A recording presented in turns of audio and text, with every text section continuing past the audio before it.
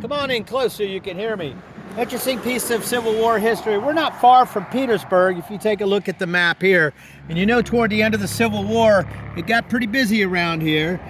This says captured cattle returning through Prince George County, Virginia, hence the name, the Beefsteak Raid. I sure could use me a beefsteak sandwich. Wade Hampton's cattle raid. Here we go.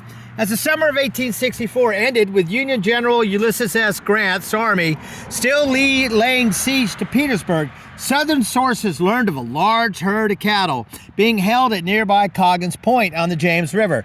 The cattle were grazing at Beechwood, the plantation of secessionist leader Edmund Ruffin. Seen his name pop up.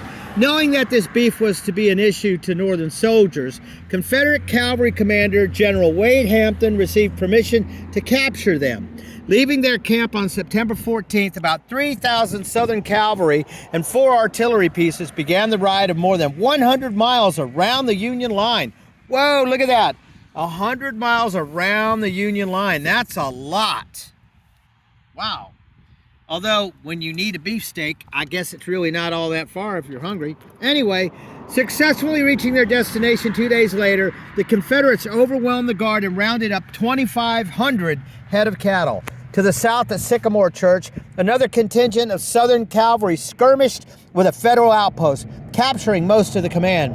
After recrossing the Blackwater Swamp, Hampton's horsemen sent the captured herd on a more southerly route across the Jerusalem Plank Road at Hawkinsville, headed toward Freeman's Ford on the Nottoway River. Not that way, Nottoway, that way. To the northwest near Belch's Mill at Ebenezer Church, Confederate cavalry fought a delaying action while attempting to hold back Union General Henry E. Davis troopers for retaking the passing cattle. There they were successful. Davis fell back to Petersburg that evening. By the morning of September 17, Hampton was back in his lines with the fresh beef for Lee's commissary. His men had captured more than 300 Union prisoners and 2,486 steers, about 2 million pounds of beef. Confederate losses during the foray were 10 killed, 47 wounded, and 4 missing. Shortly after the raid, Grant was having dinner when one of the officers who attempted to stop Hampton said, "General, how long will it take to starve out Lee and take Richmond?"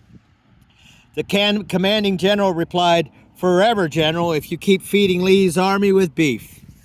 There you go, Molly Patriot. Sometimes you just need a steak. I'm sure all them military shenanigans warp up an appetite. But anyway, Molly Patriot, thanks for dialing in. Down here, not too far from Hampton and Petersburg.